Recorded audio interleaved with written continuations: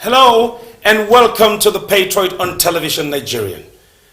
Patriotism or national pride, in other words, is the feeling of love and devotion.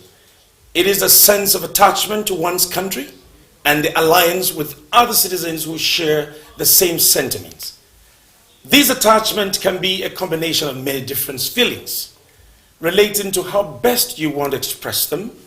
Welcome to the Patriot, a platform where we discuss issues of national importance and inspire ourselves on how to love our dear country, Nigeria. On this medium, we bring men and women to the center stage, so the labors of our heroes past shall never be in vain. Welcome on board. I'm Peggy Shandi.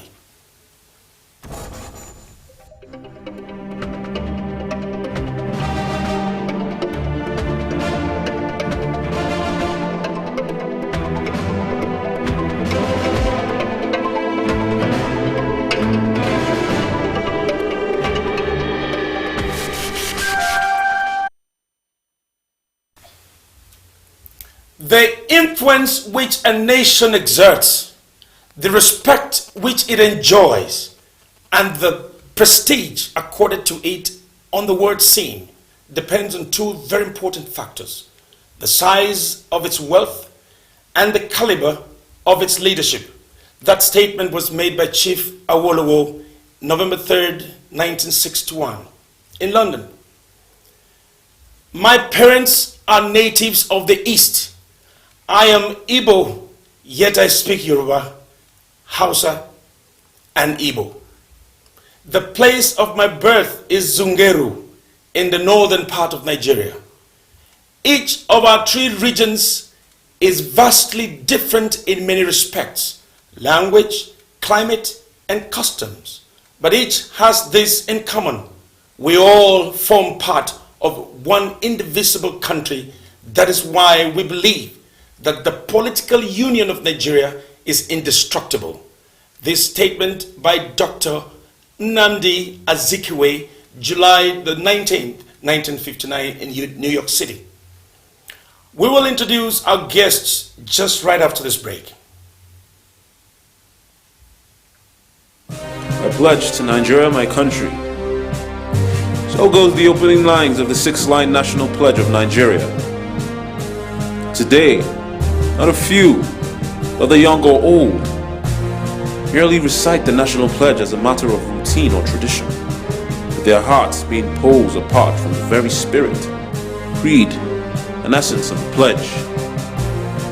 Many simply do not understand its purport or feel the import of it, while many others choose to observe the pledge in breach only.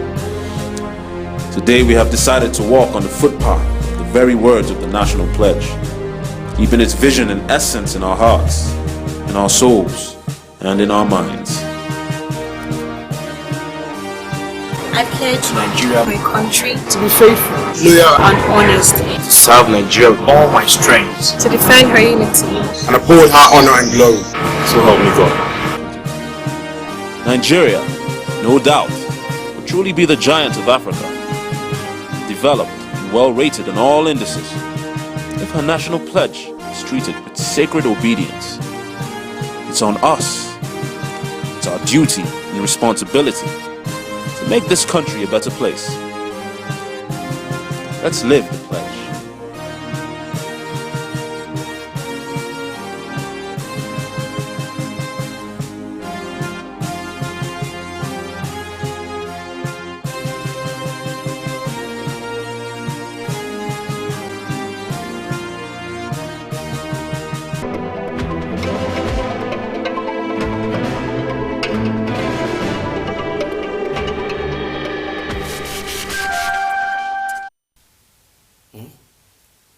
Welcome back. Thanks for staying tuned.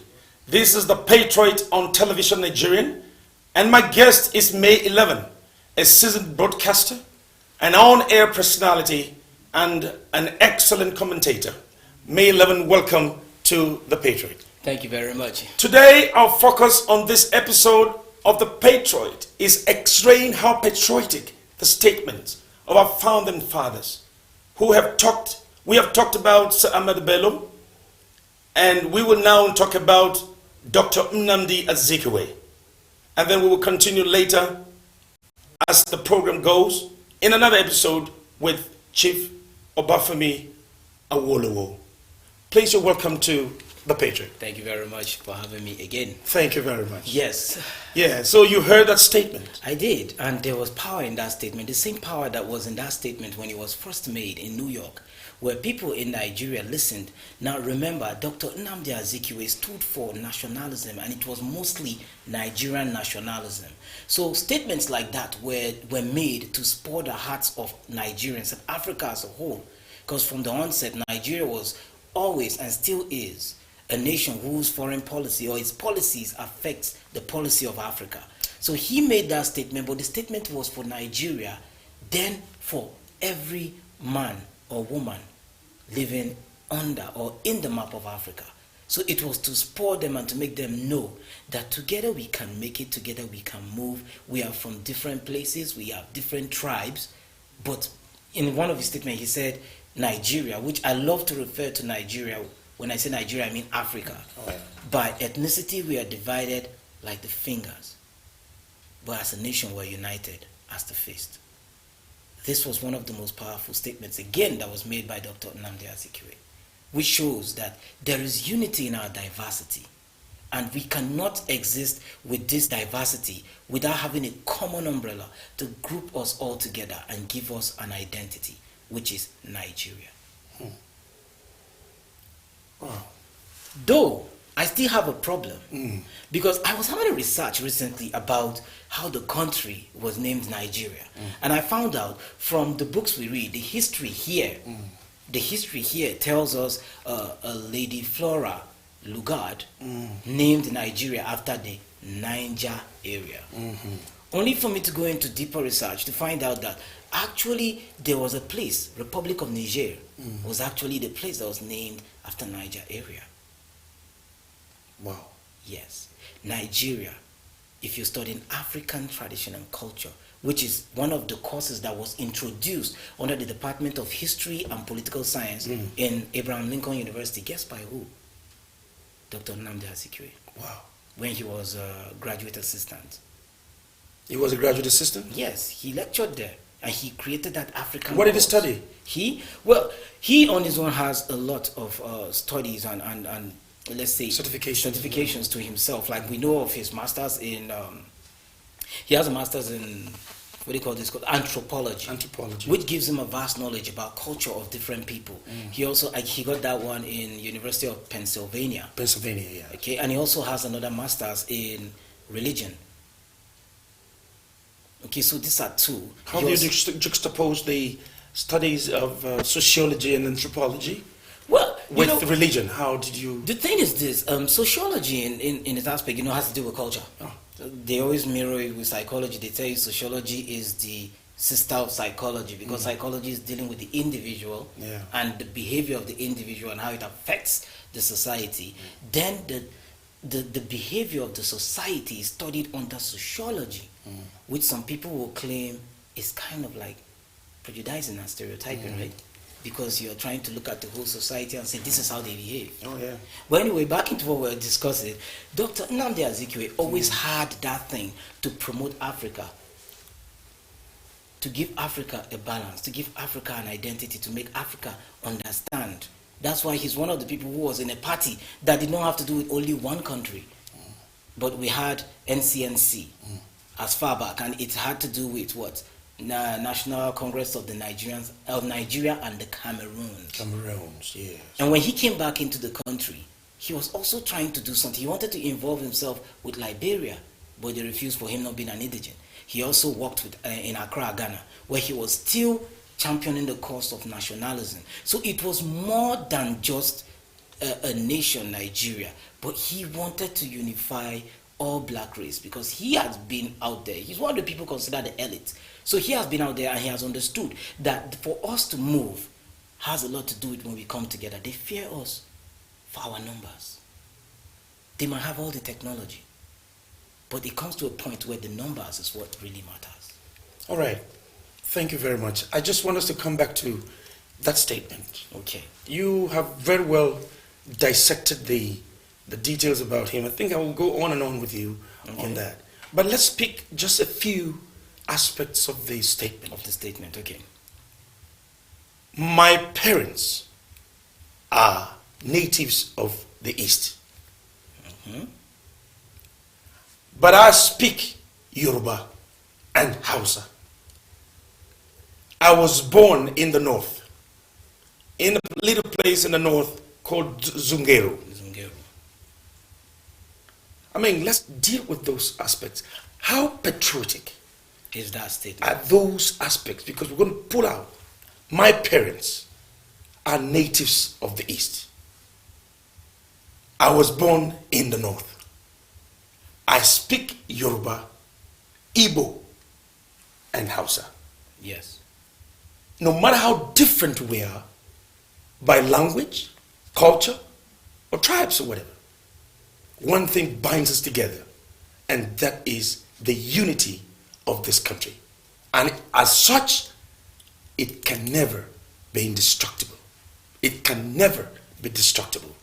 Otherwise, how do we refer to those statements beginning from my parents?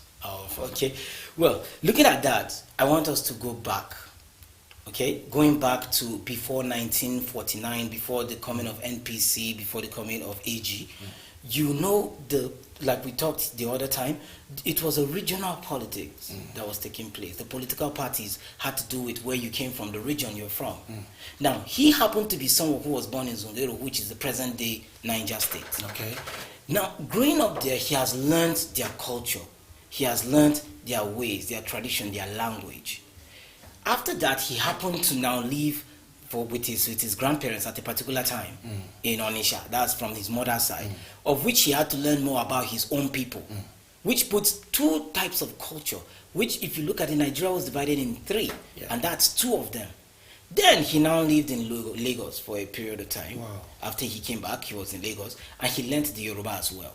Now, if you look at it, he championed a cause. There was this group called the NYM in 1944, where the NYM was like a party too. Yeah. There was a time he had to pull out of it. Now, his pulling out was not because of his Igbo brothers alone, because he felt there was segregation that was done. Some of these people were not given the preferential treatment they should get. Those were the Ijebu Yoruba. You know, the Ijebu Yoruba are different from the actual Yoruba people. So he fought for them too. Yes. Which has always been his thing, fighting for those people, especially the colored people. Back even when he was in the United States, he was part of Philadelphia's Tribune. He was a columnist there. He did it in Ghana. He did it in Nigeria. But in Nigeria, he was trying to let you know, he is the true definition of the three geographical angles of Nigeria as of that time. The Wazobia, of which he could relate with the three. Remember what they say? They say, I can relate with you. So he can relate with their problems. He can relate with their fears. He can relate with that of his own people. So bringing them together, if you follow the story, you'll find out where they always fell out with Chief Obafemi Awolowo was for the fact that they had a problem with his alliance or his relationship with the North. But he could not, because at this point, he was living as a countryman before a tribal man. So he saw the Hausa. So Zik was very close with Ahmadu Bello. They were close. Very close. Much closer than Awolowo was. Well, we will not, based on the fact we're not in that present period. You know, it's all about perception. All right. The perception that Chief Awolowo might be that he is closer to these people. But maybe what Dr. Nnamdi Azikiwe will be trying to do is to make sure he liaises with these people as much as he does with these other persons. Now let's look at what could possibly be a reason why there was Awolowo having this strange feeling. Remember, before independence in 1953, there was this popular crisis called the Kano crisis. Now, the Kano crisis came as a result of when they were supposed to have what you call, there was a talk and someone brought the motion, proposed the motion of Nigeria's independence happening faster than 1960. All right. Now, when this came out, it was by one Chief Anthony Ehenora. Now, when he brought this, it didn't sit down well with the North. Now remember I told you something the other time about Sir Ahmadu Bello, where who he said, I want the North to also, I want one Nigeria, I want a Nigeria, but I need to be sure that the North has come up to the point that it can, it can match up with the East and the South, which development was going in first because of the, the trade zone and also other activities that were happening in the North. Right. Now when that happened, it spurred a crisis in Kano, where most of the people affected were the Yorubas and Igbos, or let's just say most people who were not indigenous were affected. Now, when something like that happens, already something is building, but you won't blame what is building, because you would remember most of these people were already used to ethnical politics. Okay. So it is easy for me to run back to my comfort zone when something of this nature happens. I think immediately, oh my God, I was better there. That was what their problem became. So I am from Igbo. I am from the East. We were better off when we were doing the Igbo party, the Yoruba party, because the AG was filled with Yoruba people. The MPC had people from the North. So it's like... No, let's not find out. Don't you think talking about where you are from is selfish? It's not selfish? Well, we're trying to explain this. Does not talk about his culture or know his culture, like the late Bob Nestamali said, it's like a tree without roots. You need to be rooted, and like an arid plant grown or planted in the desert, you need to be deep rooted. So your culture is deep roots. Your culture is you. So I am an Easterner. My father and my mother are natives of the Igbo, but I speak Yoruba and Hausa. You heard this statement, I speak, not I live like. I can speak your language. Doesn't mean I follow all of your cultural or traditional rights. So what that statement was trying to tell you is, I understand you. I understand when you speak to me, which means we can make it work. We can come together as one Nigeria, and we can make it work. Look, if it was up to Nigeria to decide that we'll pick one language today as a national language, we will. Do you think Ahmadu Bello, who was a northerner and a Muslim northerner, could speak Yoruba or Igbo? Well, he might not, but we've grown to know many leaders who could. I mean, we've met one of the former governors of Kaduna State, in person of Marafa. He could speak Igbo. He grew up in the eastern part. He speaks Igbo very well. So when there was a crisis in Kaduna, he had to do whatever it took to protect everybody, because he has this compassion and this affiliation with these people. He can speak their language. So he's now saying, no, I won't do that. That's McCarthy, by the way. And say, I will just let these people know I'm trying to look at my own people who speak Hausa. No. In the Middle Belt, many people can now speak Hausa and their native language. But it doesn't mean you live by the cultures of those people. But how does that translate to patriotism? Patriotism. That you can speak all languages. How does it translate to patriotism? How patriotic is that? Or is it that you just want to just speak them for? No. Yeah, let's know how. There are many people. Like if you go to the Ministry of Foreign Affairs, you find people who speak even outside this country's language, but they are patriots. They stand for this country. For those who speak Chinese, if there was going to be a meeting today and these people were to represent the country, they wouldn't. If you meet someone who can't speak English, at least you have somebody in your country that can speak Chinese, someone who can interpret French. Now you're talking about a country. You're talking about people who are trying to create what is a country today.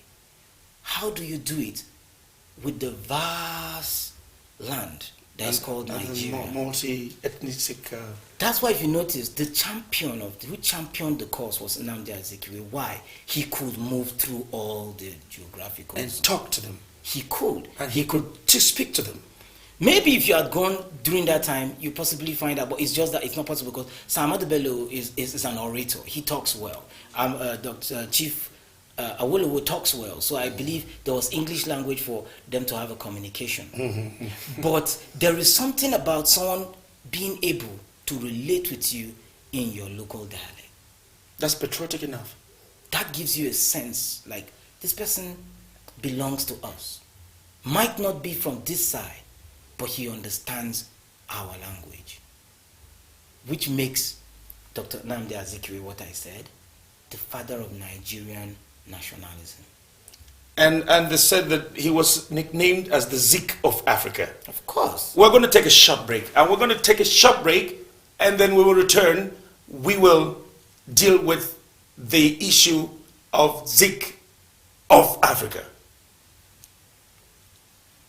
This is Television Nigerian, a broadcast network committed to serving you the very best in online and offline television programming.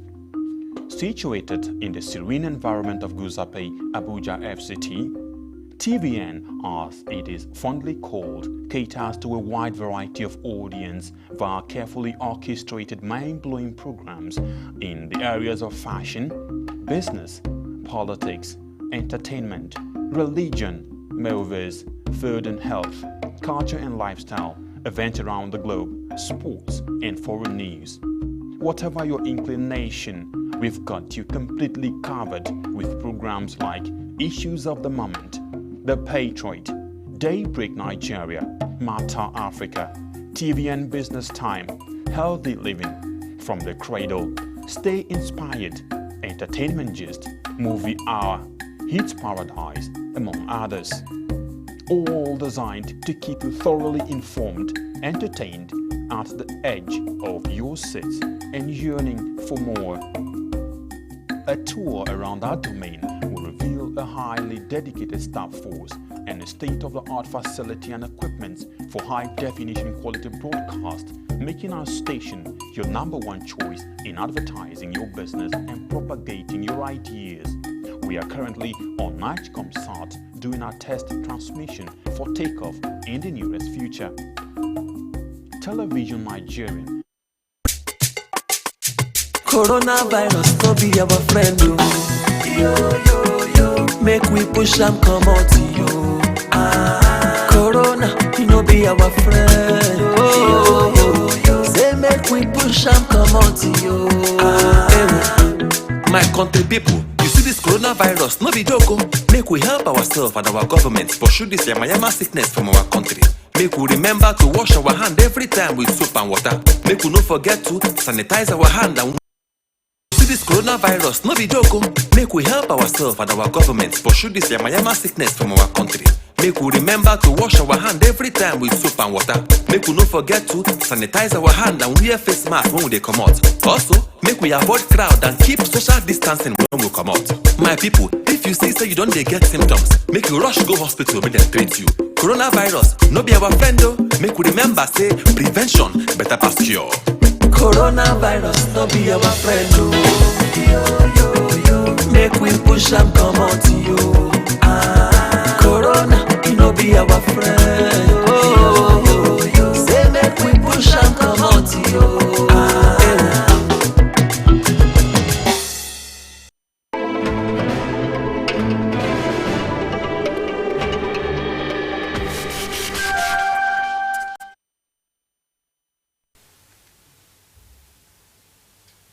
Welcome back, and thanks for joining us.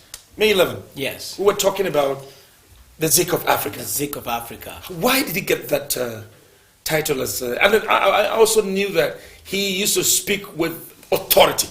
Zik used to speak with authority. Is it true? Yes, but you know, with authority comes a man of power, and power is only seized by authority. Now, if you look at the whole times then, Africa was under colonial masters, and it was very few that could stand up and talk to these people. Now, remember what I was telling you, when Zik came back to Nigeria, he ran his own media print called the West African Pilot. Now, even in the West African Pilot, he was bringing out stories, things that were happening, things that the colonial masters were doing that he found wrong. At a point, he was even banned. That was on 8th of July. At a particular period, they banned him, like from June or so till July, they said, because he published something that spoiled one of the first strike that happened. Yeah, the strike, yes. Of the black race striking against their white colonial masters. Oh, yes, in 1934. Yes, oh, and, yes. and the story was because he said they were being exploited, and he feels what they were doing was wrong. And it was crazy. They had to shut down the media house he was. And later on, they intercepted a wired message or so where they were planning on how to assassinate him using some natives. Wow, is that why he was called the Zik of Africa? His gods brought about the glory. the Zik of Africa. Yes. That he was in the United States and writing and agitating for other countries in Africa. In Africa. He was even fighting. He wrote columns that had to do with even the what you call the Negro attitude community then in the United States, because he was in one of those places where the slavery was high. So he stood for Africa. If you go, even this very day, they still have a hall in his name and that of Kwame Nkrumah in Abraham Lincoln University. It's called the Azikiwe Nkrumah Hall. It's the oldest hall in that very school, but that was for them to honor him for who he was. Even in Tanzania, they have an avenue in his name. They have a lot of things that are built. Even in this country, this very day, he is the person who established the UNN. So you would see he kept moving. He established the UNN? Yes. To Africa? No, UNN, that is the... Okay, University of Azikiwe, yes. It's called UNN. He did not name it his name. It's called UNN. University of Nigeria. He was very patriotic. It was all about Nigeria for Dr. Nnamdi Azikiwe.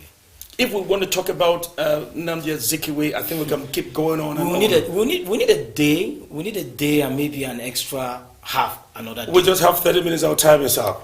But that's the much we can actually take on this. You know, Dr. Nnamdi Azikiwe, born on the 16th of November 1904 and died 11th May 1996. 1996. And your name is May 11th. May 11th. Was that why you chose the name May 11th? Well, I would want No, to we'll talk about it another day, please. Okay, May no 11th. problem. And then he died exactly 92 years. This is enough we can take at the moment, because if we want to talk with May 11th to dissect many of these statements from this great patriot, we'll just be on and on and on again. Please, you can always follow us on all our social media platforms, Twitter handle, YouTube, Facebook. Please drop your comment. This is the much we have for you on this episode of The Patriot. Join us again next time. And many thanks for watching.